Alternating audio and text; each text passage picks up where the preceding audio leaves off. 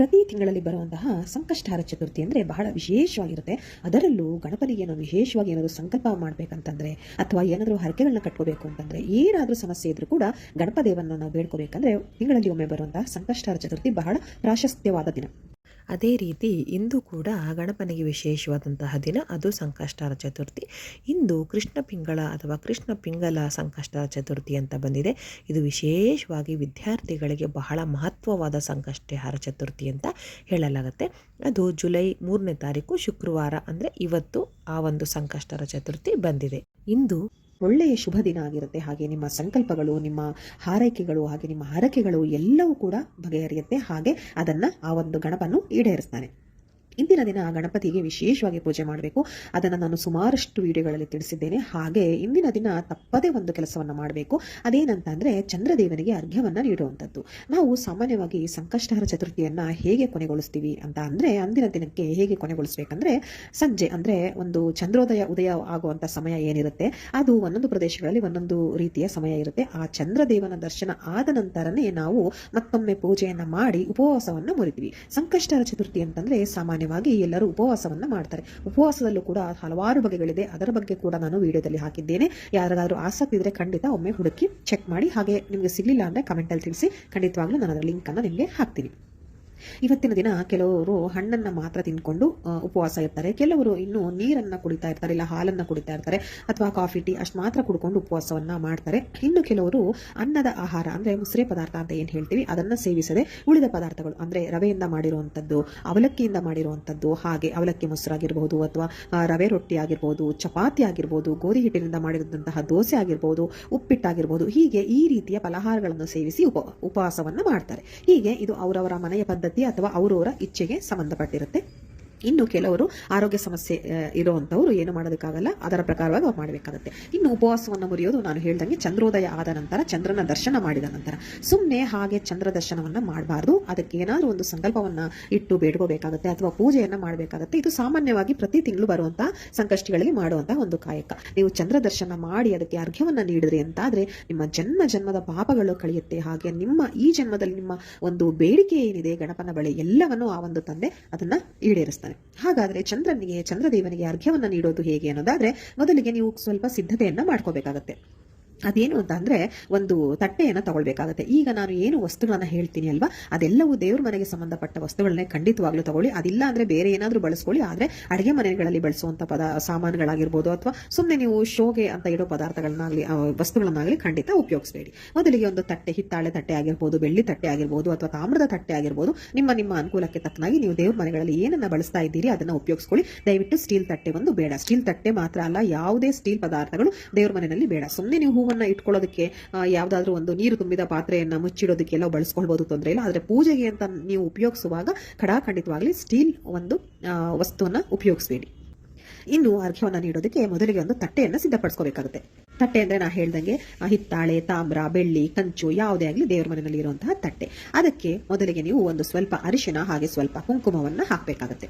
ಅದು ಹಾಕಿದ ನಂತರ ಅದ್ರ ಮೇಲೆ ಒಂದು 4 ಕಾಳು ಅಕ್ಷತೆಯನ್ನ ಹಾಕಿ ಅದರ ಮೇಲೆ ಒಂದು ಸ್ವಲ್ಪ ಅಕ್ಕಿಯನ್ನ ಹಾಕಬೇಕಾಗುತ್ತೆ. ಅಕ್ಕಿ ಹಾಕಿದ ನಂತರ ಅದರ ಮೇಲೆ ಒಂದು ತಾಮ್ರದ ಚೊಂಬು ಅಥವಾ ಹಿತ್ತಾಳೆ ಚೊಂಬು ಯಾವುದೇ ಆಗಲಿ ಆ ರೀತಿ ಒಂದು ಚೊಂಬನ್ನ ಇಡಬೇಕಾಗುತ್ತೆ. ಅದಕ್ಕೆ ಖಾಲಿ ಒಂದು ಚೊಂಬಿಗೆ ನೀವು ನೀರನ್ನ ಹಾಕಬಾರ್ದು. ಅದಕ್ಕೂ ಕೂಡ ಮೊದಲಿಗೆ ಸ್ವಲ್ಪ ಅರಿಶಿನ, ಕುಂಕುಮ ಹಾಗೆ ಒಂದು ಸ್ವಲ್ಪ ಅಕ್ಷತೆಯನ್ನ ಹಾಕಿ ಆ ನಂತರ ನೀವು ಶುದ್ಧವಾದ ನೀರನ್ನ ಹಾಕಬೇಕಾಗುತ್ತೆ.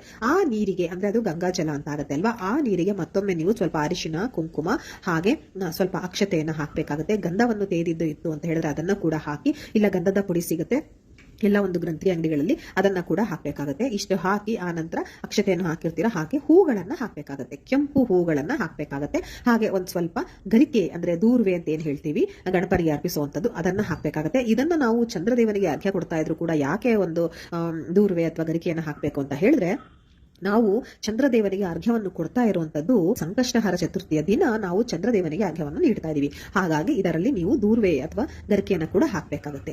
ಅದಾದ ನಂತರ ಅದರಲ್ಲಿ ಒಂದು ನಾಣ್ಯವನ್ನ ಹಾಕಬೇಕಾಗುತ್ತೆ. ಇತ್ತೀಚೆಗೆ ತಾಮ್ರ ಆ ರೀತಿಯ ನಾಣ್ಯಗಳು ಏನ್ ಸಿಕ್ಕತ್ತೆ ಆ ರೀತಿಯ ನಾಣ್ಯವನ್ನ ಹಾಕಬೇಕಾಗುತ್ತೆ. ಅದು ಇಲ್ಲ ಅಂದ್ರೆ ಸ್ಟೀಲ್ ಆ ತರ ನಾಣ್ಯಗಳನ್ನ ಬಳಸಬೇಡಿ. ಏನಂತಾರೆ, ಈ ಬೇರೆ ಯಾವ್ದಾದ್ರು ದೇವರ ನಾಣ್ಯಗಳಿರ್ತವೆ ಗೊತ್ತಾ, ಬೆಳ್ಳಿದು, ಅದನ್ನ ಕೂಡ ನೀವು ಹಾಕೊಳ್ಬಹುದು. ಅಕಸ್ಮಾತ್ ಅದಿಲ್ಲ ಅಂದ್ರೆ ಅದನ್ನ ಸ್ಕಿಪ್ ಮಾಡ್ಬಿಡಿ. ಆದ್ರೆ ಸ್ಟೀಲ್ ನಾಣ್ಯಗಳು ಏನ್ ಬರುತ್ತಲ್ವ ಇತ್ತೀಚೆಗೆ ಅದನ್ನ ಖಂಡಿತ ಉಪಯೋಗಿಸಬೇಡಿ.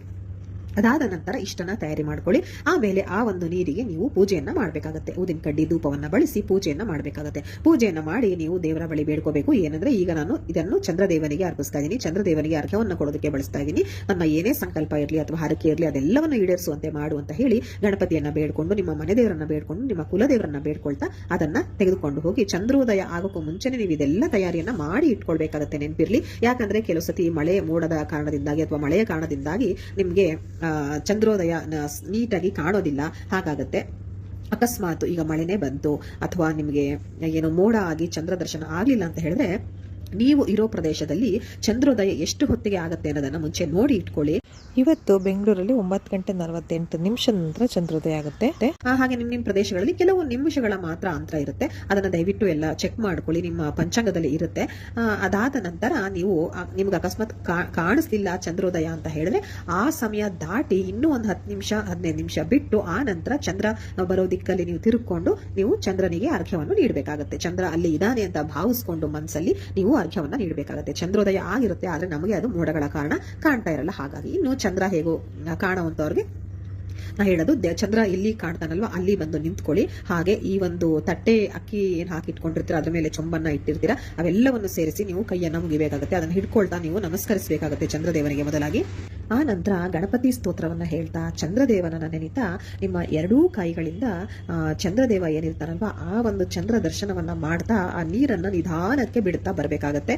ಆ ನೀರು ಕೆಳಕ್ಕೆ ಬೀಳ್ತಾ ಬರಬೇಕು. ಕೆಳಗಡೆ ಏನಾದ್ರೂ ಸ್ವಚ್ಛವಾದ ಸ್ಥಳ ಇಲ್ಲ ಅಂತ ಹೇಳಿದ್ರೆ, ಒಂದು ಏನಂತಾರೆ ಗಿಡಗಳೆಲ್ಲ ಇರುತ್ತಲ್ವಾ ಆ ಒಂದು ಹತ್ರ ಹೋಗಿ ನಿಂತ್ಕೊಳ್ಳಿ. ಇಲ್ಲಾಂದ್ರೆ ನಿಮ್ಮ ಮನೆಗಳಲ್ಲಿ ಪಾಟಲ್ಲಿ ಗಿಡಗಳನ್ನ ಹಾಕಿರ್ತಿರಲ್ವಾ ಅದನ್ನ ಇಟ್ಕೊಳ್ಳಿ. ಅದು ಒಟ್ಟಿನಲ್ಲಿ ಮಣ್ಣನ್ನ ಮುಟ್ಟಬೇಕು, ಆ ಒಂದು ನೀರು ಅಥವಾ ನೆಲವನ್ನ ಮುಟ್ಟಬೇಕು. ಹಾಗಾಗಿ ನೀವು ಬಕೆಟ್ ಅಥವಾ ಏನೋ ಒಂದು ಪಾತ್ರೆನ ಇಡಬೇಡಿ, ದಯವಿಟ್ಟು ಅದು ನೆಲಕ್ಕೆ ಮುಟ್ಲಿ. ಹಾಗೆ ಬೀಳುವಾಗ ನಿಮ್ಮ ಕಾಲಿಗೂ ಕೂಡ ಅದು ನೀರು ಎರ್ಚತೆ ಏನು ತೊಂದರೆ ಇಲ್ಲ. ಆದ್ರೆ ಮುಖ್ಯವಾಗಿ ಅದು ನೆಲಕ್ಕೆ ಸೇರ್ಬೇಕು, ಅಂದ್ರೆ ಮಣ್ಣು ಅಥವಾ ನೆಲದ ಮೇಲೆ ಸೇರ್ಬೇಕಾಗುತ್ತೆ. ನಿಮ್ಗೆ ಕೆಳಗಡೆ ಅವಕಾಶ ಇಲ್ಲ ಅಂತ ಹೇಳಿದ್ರೆ ತೊಂದರೆ ಇಲ್ಲ, ಮಹಡಿ ಮೇಲೆ ಹೋಗಿ ಕೂಡ ಮಾಡಿ, ಅಲ್ಲೂ ಕೂಡ ಏನು ನೆಲ ಅಂತ ಇರುತ್ತಲ್ಲ ಅದಕ್ಕೆ ಅದು ತಾಗಬೇಕಾಗುತ್ತೆ. ಆದ್ರೆ ನಾವು ನಿಜವಾಗ್ಲೂ ನೆಲದ ಮೇಲೆ ನಿಂತ್ಕೊಂಡು ಮಾಡೋದು ಬಹಳ ಶ್ರೇಷ್ಠ ಅಂತ ಹೇಳಲಾಗುತ್ತೆ. ಹೀಗೆ ಚಂದ್ರದೇವನನ್ನ ನೆನೆಯುತ್ತಾ ಗಣಪನನ್ನ ನೆನೆಯುತ್ತಾ ನಿಮ್ಮ ಸಂಕಲ್ಪ ಏನಿರುತ್ತಲ್ವಾ, ನಮಗೊಂದು ಒಳ್ಳೆಯ ಉದ್ಯೋಗ ಸಿಗಬೇಕಾಗಿರುತ್ತೆ, ಅಥವಾ ನನ್ನ ಮಕ್ಕಳಿಗೆ ಒಂದು ಒಳ್ಳೆ ಆರೋಗ್ಯ ಸುಧಾರಿಸಬೇಕಾಗಿರುತ್ತೆ, ಮಕ್ಕಳಿಗೆ ಒಂದು ಒಳ್ಳೆ ವಿದ್ಯೆ ಬೇಕಾಗಿರುತ್ತೆ, ಅಥವಾ ಮನೆಯಲ್ಲಿ ಆರ್ಥಿಕ ಸಮಸ್ಯೆ ಬಹಳಷ್ಟು ಇರುತ್ತೆ. ಹೀಗೆ ಯಾವ ಸಮಸ್ಯೆ ನಿಮಗೆ ಕಾಡ್ತಾ ಇದೆ ಅದನ್ನ ನೀವು ಗಣಪನ ಮುಂದಿಟ್ಟು ನೀವು ಮನಸಾರೆ ನೀವು ಚಂದ್ರದೇವನಿಗೆ ಅರ್ಘ್ಯವನ್ನ ನೀಡ್ತಾ ಹೋಗಿ, ಚಂದ್ರದೇವನ ನೆನೆತಾ ಹೋಗಿ, ಖಂಡಿತ ಈಡೇರುತ್ತೆ. ಇಷ್ಟೆಲ್ಲ ಆದ ನಂತರ ನೀವು ಚಂದ್ರದೇವನ ದಿಕ್ಕನ್ನ ತಿರುಗಿಕೊಂಡು ಆ ಚಂದ್ರದೇವನಿಗೆ ಅರಿಶಿನ ಕುಂಕುಮ ಅಕ್ಷತೆಯನ್ನು ಹಾಗೆ ಬೆರಳಲ್ಲಿ ಹಾಕಿ ಪ್ರದಕ್ಷಿಣಾ ನಮಸ್ಕಾರವನ್ನು ಮಾಡ್ತು ಅಂತ ಹೇಳಿದ್ರೆ ಚಂದ್ರದೇವನಿಗೆ ಅರ್ಘ್ಯವನ್ನು ಕೊಟ್ಟು ಮುಗಿದಾಗಿರುತ್ತೆ. ಹೀಗೆ ಈ ರೀತಿಯಲ್ಲಿ ನಾವು ಚಂದ್ರದೇವರಿಗೆ ಅರ್ಘ್ಯವನ್ನು ಕೊಡಬೇಕಾಗುತ್ತೆ. ಹಾಗೆ ಇದು ಕೇವಲ ಇವತ್ತಿನ ಸಂಕಷ್ಟಿ ಮಾತ್ರ ಅಲ್ಲದೆ ಈ ಸಂಕಷ್ಟಿಗಳಲ್ಲೂ ಮಾಡಬಹುದು. ಹಾಗೆ ಪ್ರತಿ ಹುಣ್ಣಿಮೆಯಲ್ಲೂ ಕೂಡ ನೀವು ಈ ರೀತಿಯಲ್ಲಿ ಮಾಡಬಹುದು. ಎಲ್ಲರೂ ಇದನ್ನ ಫಾಲೋ ಮಾಡಿ. ಎಲ್ರಿಗೂ ಕೂಡ ಈ ಒಂದು ಗಣಪ ಆಗಲಿ ಅಥವಾ ಚಂದ್ರದೇವನಿಂದ ಆಶೀರ್ವಾದ ಸಿಗಲಿ. ಧನ್ಯವಾದಗಳು.